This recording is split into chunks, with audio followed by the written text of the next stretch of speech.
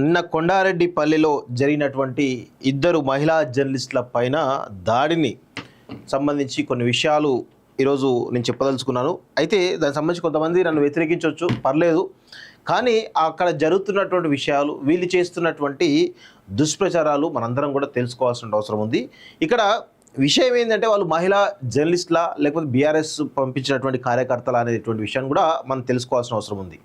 అయితే ఇక్కడ BRS party ముఖ్యంగా వాళ్ళు గత ఎన్నికల్లో, అసెంబ్లీ ఎన్నికల్లో తమ యొక్క అధికారం కోల్పోయిన తర్వాత వాళ్లకు ఎక్కడ లేనటువంటి ఉత్సాహం, అంటే వాళ్ళ అధికారం కోల్పోయిన పిచ్చా లేకపోతే ఇంకేదైనా ఎర్రా కావచ్చు, మొత్తానికైతే వాళ్ళు చేస్తున్నటువంటి దుష్ప్రచారం ఏదైతుందో నిజంగా చాలా దుర్మార్గం. గత 10 ఏళ్లలో వాళ్ళు కనీసం రైతు రుణమాఫీ చేయలేదు, 10 ఏళ్లలో నిరుద్యోగులను పట్టించుకోలేదు, 10 ఏళ్లలో ఇక్కడ జరుగుతున్నటువంటి ప్రజాపాలనను కాకుండా, ప్రజాస్వామ్యయుతంగా కాకుండా కేవలం కల్వకుంట్ల రాజ్యాంగం పేరిట నియంత పాలన కొనసాగింది అనేది మనందరం కూడా గుర్తుపెట్టుకోవాల్సినటువంటి అంశం మిత్రులారా. అయితే మళ్ళీ ఒకసారి కేసీఆర్ మళ్ళా తెలంగాణలో నియంత పాలన తీసుకురావడానికి ఇదంతా ఒక భారీ కుట్ర జరుగుతూ ఉంది. కేసీఆర్ ఈరోజు ఆ అధికారం కోల్పోవడానికి కొన్ని 33 యూట్యూబ్ ఛానళ్ళు కారణం అని చెప్పేసినటువంటి కేటీఆర్ ఆ యూట్యూబ్ ఛానళ్ళు ఎందుకు పుట్టినాయి అంటే ఇక్కడ ప్రతిపక్ష గొంతుక లేదు కాబట్టి ప్రతిపక్ష గొంతుకను ఈరోజు పెద్ద ఎత్తున ఆ బాధ్యతను తీసుకున్నటువంటి యూట్యూబ్ ఛానల్ని కూడా ఎలాంటి అంటే ఏ పార్టీకి సంబంధించినటువంటి ప్రలోభాలకు లొంగకుండా తెలంగాణ ప్రయోజనాల లక్ష్యంగా తెలంగాణలో ప్రజాస్వామ్యం పరిడవిల్లే విధంగా ఇక్కడ ఉన్నటువంటి యూట్యూబ్ ఛానల్ని కూడా వ్యవహరించి పెద్ద ఎత్తున కేసీఆర్ పాలన దిగిపోవడంలో చాలా కీలకమైనటువంటి పాత్ర పోషించడం జరిగింది. అయితే కేటీఆర్ దాన్ని గమనించినటువంటి కేటీఆర్ గతంలో కూడా కేటీఆర్ ఏం చేసిందంటే చాలా ఛానళ్ళు కొన్నాడు. ఆ ఛానల్ సంబంధించినటువంటి కొన్ని విషయాలు ఈ మహిళా జర్నలిస్టులు ఇంకొంతమంది పోయింది కదా, వాళ్ళకి సంబంధించి కూడా నేను కొంత ఇన్ఫర్మేషన్ ఇచ్చేటువంటి ప్రయత్నం చేస్తా. సరే, కొంతమంది వ్యతిరేకించవచ్చు, వ్యతిరేక కామెంట్స్ పెట్టచ్చు, కానీ ఈ విషయాలు ప్రజలకు తెలవాల్సినటువంటి అవసరం ఉంది అనేది నా యొక్క అభిప్రాయం. కాబట్టి ఖచ్చితంగా తెలవాలి, ఖచ్చితంగా ప్రజలు తెలుసుకోవాల్సిన అవసరం ఉంది. అయితే ఈ కోణంలో గతంలో కూడా 2022 కరోనా తర్వాత కూడా చాలా యూట్యూబ్ ఛానళ్లను బీఆర్ఎస్ పార్టీ కొన్నప్పటికి కూడా ఎక్కడ కూడా వాటికి సంబంధించినటువంటి వర్క్ జరగలేదు, వాటికి సంబంధించినటువంటి ఫలితాలు రాలేదు అనేది చాలా స్పష్టంగా అర్థమవుతుంది. అయితే ఇది అధికారం కోల్పోయిన తర్వాత ఈ 33 ఛానళ్ళు కలిసి మమ్మల్ని ఓడగొట్టినాయి కదా, మనమే ఇంకా 10 ఛానళ్ళు ఏర్పాటు చేద్దామని చెప్పేసి కొన్ని యూట్యూబ్ ఛానళ్ళు ఏర్పాటు చేయించేసి పెద్ద ఎత్తున వాళ్ళతోటి రేవంత్ రెడ్డిని వ్యక్తిగతంగా, వాళ్ళ కుటుంబాన్ని వ్యక్తిగతంగా, ప్రభుత్వాన్ని వ్యక్తిగతంగా తిట్టే విధంగా వీళ్ళందరూ కూడా పెద్ద ఎత్తున ప్రయత్నాలు చేస్తున్నటువంటి విషయాన్ని మనందరం కూడా గమనించాలి. అయితే ఎక్కడి పోయినా కానీ ఒక ముఠా తయారైంది అంటే ఇది చెప్పొద్దు, కానీ చెప్పాల్సినటువంటి అవసరం ఉంది. అయితే బీఆర్ఎస్ స్పాన్సర్డ్ ముఠా, బీఆర్ఎస్ స్పాన్సర్డ్ ఛానళ్ళ ముఠా ఒకటి తయారైంది. వీళ్ళు గతంలో కూడా ఏం చేసిర్రు అంటే మాఫియా అనుకోండి, ఇక మాఫియా అనుకో, ముఠా అనుకోండి, ఏదైనా అనుకోండి, ఇక ఈ యొక్క గతంలో శాటిలైట్ ఛానల్ మొత్తాన్ని కూడా నోరు మోపించి వాళ్ళకు కావాల్సిన ఫండింగ్ అంతా ఇవ్వడంతో గత 10 ఏళ్లలో ఏ శాటిలైట్ ఛానల్ కానీ ఏ పత్రికలు కూడా మాట్లాడినటువంటి బాధ్యతను ఆ రోజు ప్రతిపక్ష గొంతుకలుగా యూట్యూబ్ ఛానల్ తీసుకునేటువంటి విషయం వాస్తవం. అయితే గతంలో నాలాంటి వాళ్ళను ఈరోజు పెద్ద ఎత్తున ఎస్ఓటి పోలీసులు తీసుకుపోయి చిత్రహింసలు పెట్టినటువంటి దాఖలాలు ఉన్నాయి. నేను ఒక్కడనే కాదు, తీన్మార్ మల్లన్న కావచ్చు, మనతొలిలు రఘు కావచ్చు, లేకపోతే జిఎస్ఆర్ టీవీ శివరాం రెడ్డి కావచ్చు, వాళ్ళ కెమెరామెన్ అజయ్, ఆయన పైన అయితే బండబూతులు ఆ శివరాం రెడ్డిని, అదేవిధంగా జిఎస్ఆర్ టీవీ శివరాం రెడ్డిని, అదేవిధంగా వాళ్ళ కెమెరామెన్ అజయ్ని బండబూతులు క్యాస్ట్ పేరుతోటి అన్ని కూడా బూతులు తిట్టినటువంటి సంఘటనలు మనం చూసినాం. అదేవిధంగా మైపాల్ యాదవ్, ఇలా చెప్పుకుంటూ పోతే చాలా ఛానళ్ళు పైన కూడా విపరీతమైనటువంటి కేసులు, హరాస్మెంటు, ఎస్ఓటి అనేటువంటి ఒక పోలీస్ వ్యవస్థను తమ గుత్తేదారులుగా చేసుకున్నటువంటి కల్వకుంట్ల కుటుంబం ఏ విధంగా చిత్రహింసలు పెట్టిందో మాకు తెలుసు. ఆ రోజు కనీసం గజ్వేల్ కాన్స్టిట్యున్సీకి పోయి ఏమైనా గ్రౌండ్ రిపోర్ట్ చేద్దామంటే కూడా అక్కడ ఉన్నటువంటి పోలీసులు కనీసం స్వేచ్ఛనిచ్చేటువంటి దాఖలాలు లేవు. కానీ ఈరోజు ఈ మహిళా జర్నలిస్టులు కానీ లేకపోతే ఆ బీఆర్ఎస్ స్పాన్సర్డ్ ముఠా అవుతుందో వాళ్ళు అక్కడికి వెళ్ళి స్వేచ్ఛగా చేసుకున్నటువంటి పరిస్థితి కూడా కనబట్టలేదు వాస్తవంగా. అయితే అక్కడ జరుగుతున్న విషయాలు ఏంది, వీళ్ళు ఒకటేసారి ఒక ముఠాగా ఏర్పడి అక్కడ పోయి పెద్ద ఎత్తున రైతులను ఈరోజు మాయమాటలు చెప్పడం కావచ్చు, మభ్యపెట్టడం కావచ్చు, మొత్తానికైతే చేసి వాళ్ళతోటి ఒక విపరీతమైనటువంటి నెగిటివ్ కామెంట్ తీసుకొచ్చే విధంగా వీళ్ళు చేస్తున్న ప్రయత్నాల్లో అక్కడ ఉన్నటువంటి కొంతమంది రేవంత్ అభిమానులు కావచ్చు, వాళ్ళే కావచ్చు, తిప్పికొట్టినటువంటి సందర్భాలు కనబడుతున్నాయి. కానీ ఎవరి మీద కూడా వ్యక్తిగతమైనటువంటి దాడి జరగలేదు అనేది గుర్తుపెట్టుకోవాల్సినటువంటి అంశం. చాలామంది నా యొక్క వ్యాఖ్యల్ని వ్యతిరేకించవచ్చు, కానీ వ్యతిరేకించుకో, రేపటి నుంచి కూడా నా మీద బీఆర్ఎస్ స్పాన్సర్డ్ ముఠా పెద్ద ఎత్తున దుష్ప్రచారం కూడా చేసుకోమని చెప్పేసి చెప్తా ఉన్నాను. మీరు చేసుకోండి, తప్పేమీ లేదు. కానీ నేను ఇంకా కథనాలు కూడా చేయడానికి రెడీగా ఉన్నా, అవి కూడా చేస్తా. అయితే వీళ్ళంతా కూడా కొండారెడ్డిపల్లికి పోవడం జరిగింది. ఎవరి సీఎం సొంత ఊరు అనుకోండి ఇది, కొండారెడ్డిపల్లి. ఇక్కడికి వెళ్ళి విపరీతమైన ప్రచారం చేస్తూ ఉంటే ఇక్కడ వాళ్ళు అక్కడ ఉన్నటువంటి రైతులను మభ్యపెట్ట లేకపోతే ఏదో చేసి పెద్ద ఎత్తున ప్రయత్నాలు చేస్తున్న క్రమంలో అక్కడ స్థానికులు అడ్డుకోవడం జరిగింది. కొంత అభిమానులు ఉంటారు, ఎక్కడైనా అభిమానులు ఉంటారు. కేటీఆర్ ఆనాడు సిరిసిల్లలో కేటీఆర్ సంబంధించిన అభిమానులు మా మీద దాడి చేసినప్పుడు మరి మీ గొంతుకలను ఎటుపోయినాయి? అప్పుడు ఎందుకు మాట్లాడలేదు? అయితే ఈ కొన్ని ఛానళ్ళు కలిసి ఒక ముఠాగా ఏర్పడి వాళ్ళంతా ఎక్కడికి పోయినా కానీ నిరుద్యోగుల అంశం జరిగిందంటే ఈ ముఠా అక్కడికి పోయాలి, రిపోర్టింగ్ చేయాలి.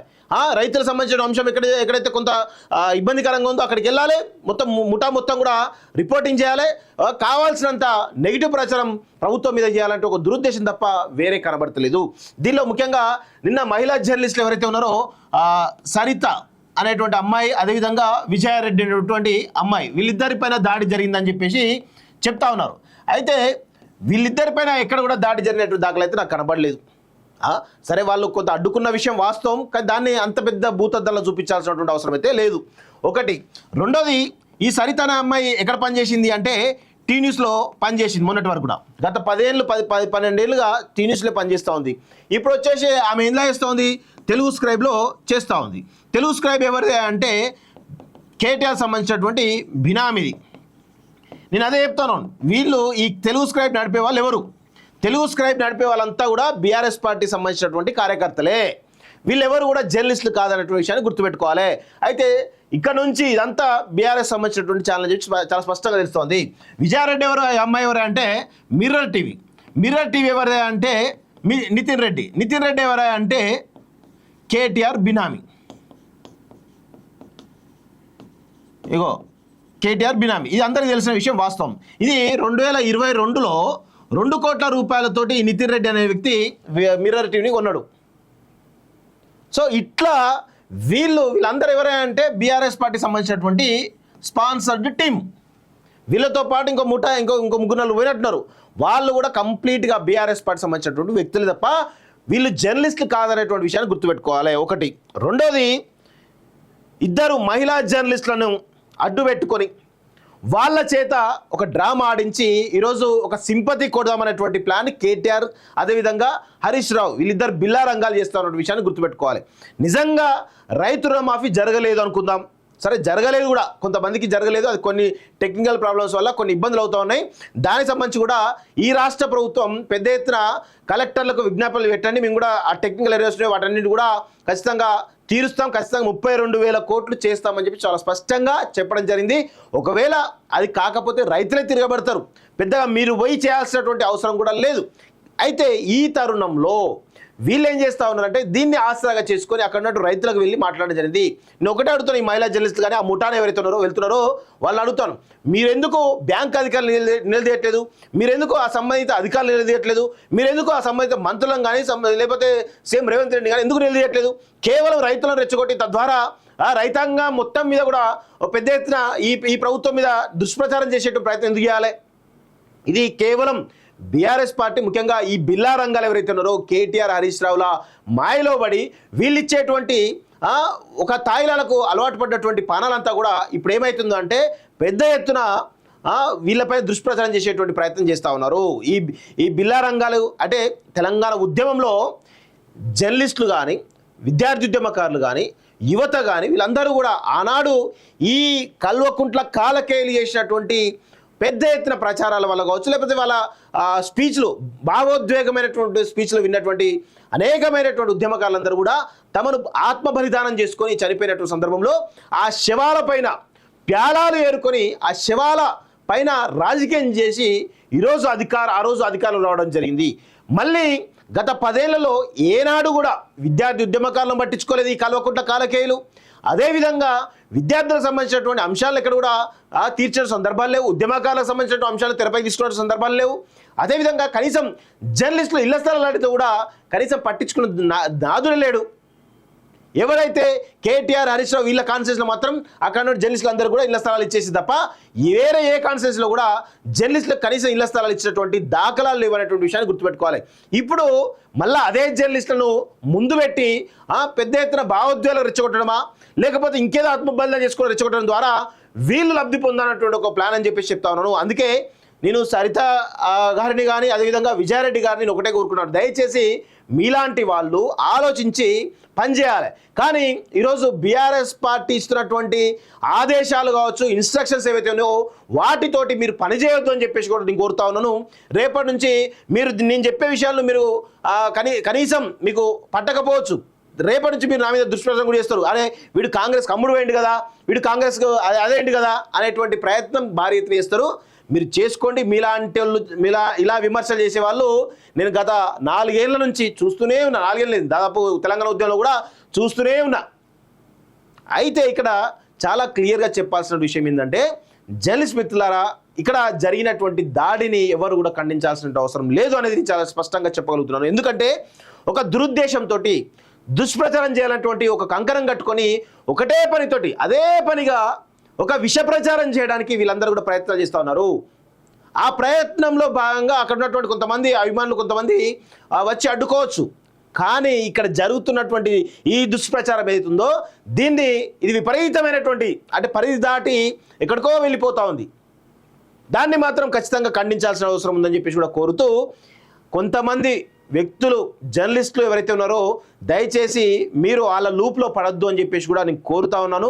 కోరితేగా ఇక్కడ చాలా నిన్నటి నుంచి నేను చూస్తూ ఉన్నాను, ఏ ఒక్క జర్నలిస్ట్ సంఘం కూడా స్పందించకూడదు. ఎందుకంటే వీళ్ళంతా కూడా బీఆర్ఎస్ పార్టీ కార్యకర్తలు అనే విషయం కూడా అందరికీ తెలుసు. అది కార్యకర్తలు జర్నలిస్ట్ ముసుగులో వచ్చి ఈరోజు పెద్ద ఎత్తున ప్లాన్ చేస్తూ ఉన్న విషయం కూడా అందరికీ తెలుసు. కాబట్టి ఎవరు కూడా మాట్లాడతలేరు, మాట్లాడుతూ కూడా ఎందుకు మాట్లాడాలని అవసరం. నేను అసలు విషయాలు చెప్పాలనే ఉద్దేశంతో చెప్తా ఉన్నాను. మేబీ కొంతమంది నా పైన ఇంకా రేపటి నుంచి విష ప్రచారాలు చేస్తారు. ఆ ముఠా అంతా ఉంది, ఆ ముఠా అంతా కూడా విష ప్రచారం చేస్తుంది కాబట్టి అందులో చాలామంది కూడా అంటారు, తప్పేం లేదు అనుకోండి.